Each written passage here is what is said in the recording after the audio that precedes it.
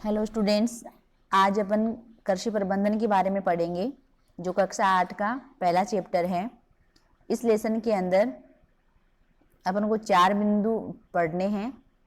वो है, पहला बिंदु है इसमें फसल एवं उसके प्रकार। पहला बिंदु है फसल एवं उसके प्रकार। दूसरा है कृषि पद्धतियाँ। तीसरा है राजस्थान में उगाई जाने वाली प्रमुख फसलें। और लास्ट है फसल और पर्यावरण।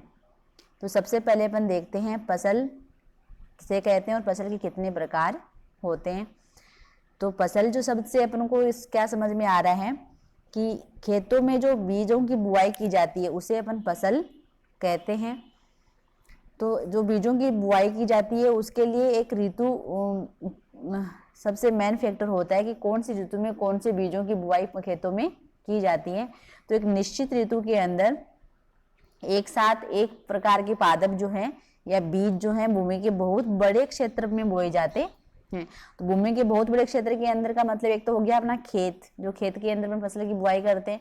दूसरा अपन देखें जैसे कि अपन सीकर जिले में रहते हैं, अपना राज्य राजस्थान है और अपना देश हो गया भारत। तो जैसे ही ग्रीष्म ऋतु आती है या सर्दी की ऋतु आती है तो पूरे भारत देश के अंदर जगह जगह क्या की जाती है, एक ही प्रकार की फसल बोई जाती है। ठीक है ना।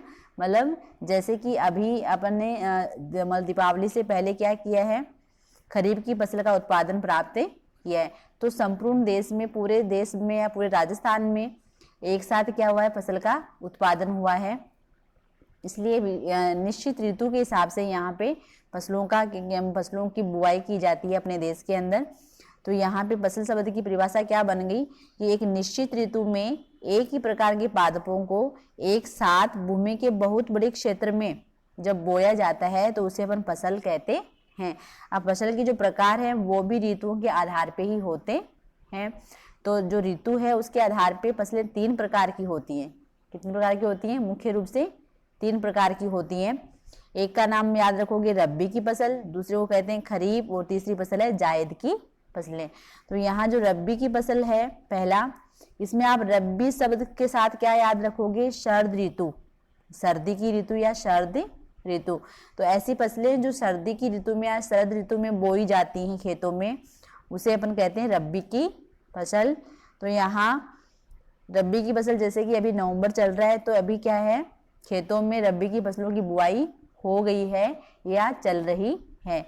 तो इस ऋतु का जो इस फसल का जो टाइम है या इस ऋतु का जो टाइम है वो हो गया अपना अक्टूबर से फरवरी में।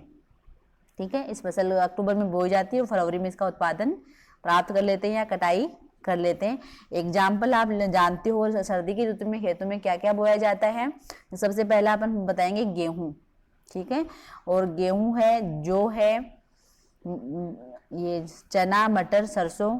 ठीक है, ये सर्दी की ऋतु में बोए जाते हैं तो उसको बोलते हैं रबी की फसल। अब आगे है खरीफ की फसल। तो खरीफ की फसल का मतलब ऐसी फसल जो ग्रीष्म ऋतु में बोई जाती है। मतलब खरीफ शब्द से आप क्या याद रखोगे? ग्रीष्म ऋतु या गर्मी की ऋतु। तो यह फसल ग्रीष्म या गर्मी की ऋतु में बोई जाती है। इसका समय क्या हो गया? जून से सितंबर। जून महीने से सितंबर तक इसका समय होता है। मानसून पे आधारित फसल होती है अपनी ये, है ना। वर्षा पे निर्भर करते हैं अपन खेती के लिए खरीफ की फसल में। तो यहाँ पे मानसून के आधार पे इसका समय जो है थोड़ा बहुत आगे पीछे हो जाता है। मेनली अपन लिखेंगे जून से सितंबर। तो यहाँ पे अभी जो अपन ने जो फसल का उत्पादन प्राप्त किया वो कौन सा है? खरीफ की फसल। खरीफ की फसल के उदाहरण बताइए। तो क्या क्या लिखोगे? बाजरा, ग्वार, मूंग, तिल, ज्वार, मूंगफली इत्यादि। मक्का। मूंगफली कौन सी फसल है? खरीफ फसल। ठीक है, कई बार एग्जाम में पूछा जाता है, मतलब एग्जाम में फसलों के नाम दे देते हैं और एग्जाम्पल देके क्वेश्चन पूछा जाता है कि तिल, जैसे कि तिल है, कौन से प्रकार की फसल है? खरीफ, रबी, जायद। तो ऐसे आपको आंसर करना होता है। तीसरे टाइप की फसल है अपनी जायद की फसल। जायद की फसल का मतलब ये फसल जो है मार्च से जून के मध्य बोई जाती है। जो अपना रबी और खरीफ की फसल का जो टाइम, बीच का जो टाइम है, जैसे ये तो है जून से सितंबर और वो है कितना अक्टूबर से फरवरी। तो फरवरी के बाद में क्या आता है? मार्च आता है। ठीक है, तो यहाँ लिख दिया मार्च से जून। के बीच में ये फसल बोई जाती है। इस फसल का दूसरा नाम है उनालू की फसल। ठीक है, उन्याला जिसको बोलते हैं अपन लोकल भाषा में, तो इसका नाम हो गया उनालू की फसल। इसके एग्जाम्पल याद रखोगे, खरबूजा, तरबूज, ककड़ी, लौकी, है ना। ऐसे आया था जायद फसलों की 2 उदाहरण बताइए, या खरबूजा किस प्रकार की फसल का उदाहरण है, तो आप बताओगी जायद की फसल। ऐसी फसल जो मार्च से जून के मध्य बोई जाती है। नेक्स्ट अपन को पढ़ना है अब कृषि पद्धतियाँ। कृषि पद्धतियाँ या खेती के चरण। जो खेती करने में जो प्रक्रियाएं अपनाई जाती हैं, उन सारी प्रक्रियाओं को मिला के बोला जाता है कृषि पद्धतियाँ या खेती के चरण। तो अपन इसको समझते हैं एक एक करके। तो अपन क्या लिखेंगे कि कृषि पद्धति किसे कहा जाता है, तो लिखेंगे किसान द्वारा फसल का उत्पादन प्राप्त करने के लिए, है ना। मतलब फसल का उत्पादन, जो जैसे बाजरा बोले तो बाजरा प्राप्त करने के लिए उसको बोलेंगे बाजरे का उत्पादन या फसल का उत्पादन। तो किसान द्वारा फसल का उत्पादन प्राप्त करने के लिए किए गए कार्य, सारे कार्य कृषि पद्धतियाँ या कृषि के चरण कहलाते हैं। कृषि चरण या पद्धतियों में क्या होता है, फसल की बोने से लेके काटने तक के सभी कार्य सम्मिलित होते हैं। ठीक है, काटने तक और भंडारण तक, जो अपन भंडारण में स्टोर करके जो घरों में रखते हैं, वो सारे कार्य कृषि पद्धति के अंदर शामिल होते हैं। तो इनको अपन समझेंगे कि कृषि पद्धतियाँ कौन कौन सी हैं और इनका एक निश्चित क्रम होता है। तो उस क्रम को भी आप याद रखोगे। तो देखो, सबसे पहला काम क्या करना पड़ेगा खेती करने के लिए। सबसे पहला काम होता है मिट्टी तैयार करना। खेती करने का जो सही तरीका है, उसमें सबसे पहला काम होता है मिट्टी को तैयार करना। मिट्टी तैयार करने का मतलब क्या होता है कि मिट्टी में जब फसल बोते हैं, तो जैसे 3-4 महीने का, जैसे कि अपन ग्रीष्म ऋतु आने पे फसल बोते हैं, तो मार्च से जून तक का जो टाइम है, वहाँ तब तक खेती क्या थी, अपनी खाली पड़ी थी। तो वहाँ की मिट्टी क्या होती है, जम जाती है थोड़ी सी, मतलब वहाँ पे मिट्टी के अंदर जो वायु का जो सर्कुलेशन है वो कम हो जाता है। तो मिट्टी को पोला किया जाता है। जैसे अपन घर में कोई मतलब क्यारी लगाते हैं, छोटी मोटी सब्जी की क्यारी बनाते हैं, तो उसके लिए क्या करते हैं, अपन खुरपी से मिट्टी को क्या करते हैं, पोला किया जाता है। तो उसी प्रकार मिट्टी तैयार करने का मतलब क्या है, मिट्टी को उलट पुलट कर मिट्टी को पोला बनाना क्या कहलाता है, मिट्टी तैयार करना। इसको अपन आगे पढ़ेंगे। पहले इन जो चरण है उन सब के नाम देखते हैं। पहला है मिट्टी तैयार करना, दूसरा है बुआई करना। मिट्टी तैयार होने के बाद में उसमें बीजों की बुआई की जाएगी। तीसरा, बीजों की बुआई कर दे तो उसमें समय समय पर खाद और उर्वरक देना। ठीक है, वैसे तो खेतों में खाद अपन पहले भी डालते हैं, ताकि मिट्टी क्या रहे, उपजाऊ रहे, मिट्टी में सारे पोषक तत्वों की पूर्ति वापस हो जाए। लेकिन यहाँ पे पढ़ेंगे अपन तीसरा चरण, मतलब फसल बोने के बाद में फसल को क्या किसकी जरूरत होती है, फसल को बढ़ने के लिए, वृद्धि करने के लिए। जैसे छोटे छोटे पौधे उगाए तो उनको पूरा पनपने के लिए, पूरा बड़ा होने के लिए उनको खाद या उर्वरक की जरूरत होती है। तो तीसरा चरण आएगा खाद या उर्वरक देना। ठीक है, चौथा चरण है सिंचाई करना, समय समय पर पानी देना भी जरूरी है। पांचवा चरण है फसल की सुरक्षा करना। ठीक है, और छठा चरण है फसल काटना, और सबसे लास्ट चरण है अनाज का भंडारण करना। ठीक है, ये हैं कृषि पद्धतियाँ या कृषि के चरण। अब अपन पहला देखते हैं मिट्टी तैयार करना। तो मिट्टी तैयार करना किसको बोला जाता है, कैसे तैयार करते हैं, उससे क्या क्या लाभ होते हैं, क्या फायदे होते हैं। तो देखो, मिट्टी तैयार करने का मतलब क्या है कि फसल बोने से पहले खेत को साफ करके, मतलब खेत में जो घास पौधे जो बड़े अनुपयोगी जो उग रखे हैं पहले से, झाड़ झाड़ टाइप में, उनको काटा जाता है पहले।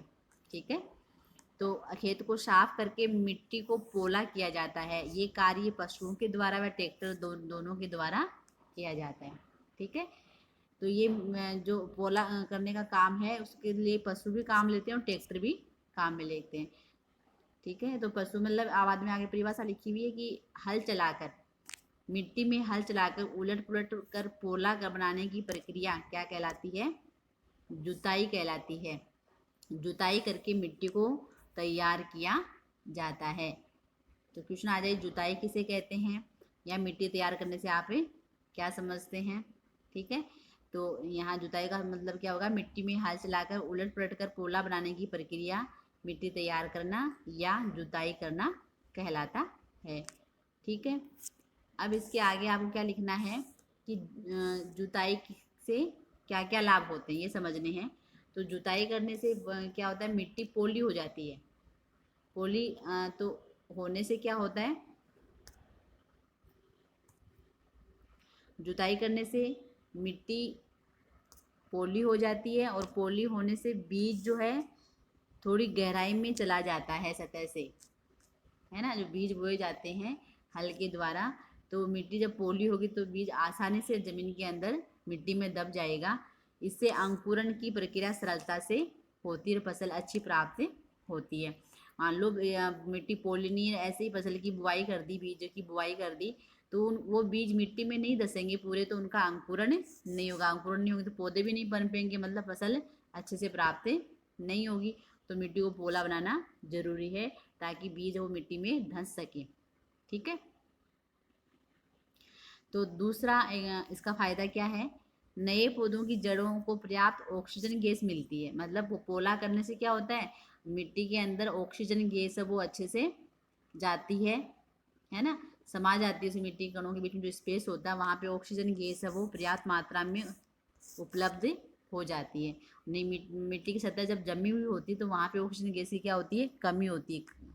मिट्टी की सतह में, मिट्टी की गहराई में थोड़ी ऑक्सीजन गैस थोड़ी कम मात्रा में होगी, और जैसे ही पोला बना जाए तो वहाँ ऑक्सीजन गैस की मात्रा बढ़ जाएगी।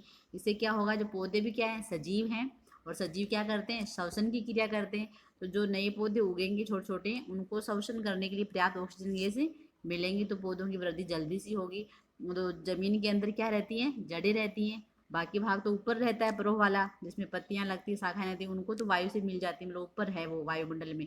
जमीन के अंदर तो क्या दबी होती है, जड़ें दबी होती है। यहाँ ले दिया जड़ें। नए पौधों की जड़ों को पर्याप्त ऑक्सीजन गैस मिल पाती है, किस कारण से, जब जुताई कर देंगे, पोला कर देंगे उस खेत के अंदर, नए पौधों की जड़ों को पर्याप्त ऑक्सीजन गैस मिलेगी, बीजों का अंकुरण भी अच्छे से होगा। तीसरा इंपॉर्टेंट जो फायदा है वो क्या है कि मिट्टी के अंदर सूक्ष्म जीवाणु पाए जाते हैं जो अपन को दिखाई नहीं देते, वो सूक्ष्म दर्शी से दिखाई देते हैं। सूक्ष्म जीवों का आकार बहुत ही छोटा होता है, तो वो सूक्ष्म जीव अब मिट्टी को क्या करते हैं, उपजाऊ बनाते हैं। मिट्टी के अंदर जो जैविक खाद होती है उनका और ज़्यादा क्या कर देते हैं, वो चूर्णीकरण कर देते हैं, और मिट्टी को क्या बना देते हैं, उपजाऊ बना देते हैं।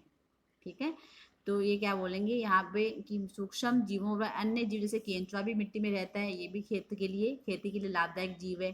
तो ये लाभदायक जो जीव हैं, सूक्ष्म जीव हैं, इनकी वृद्धि होती है कब, जब मिट्टी को पोला कर देते हैं, तो इनकी संख्या बढ़ती है, जिससे मिट्टी क्या बनती है, उपजाऊ बनती है। तो सबसे पहला चरण क्या होता है, मिट्टी को तैयार करना या जुताई करके मिट्टी को पोला बनाना।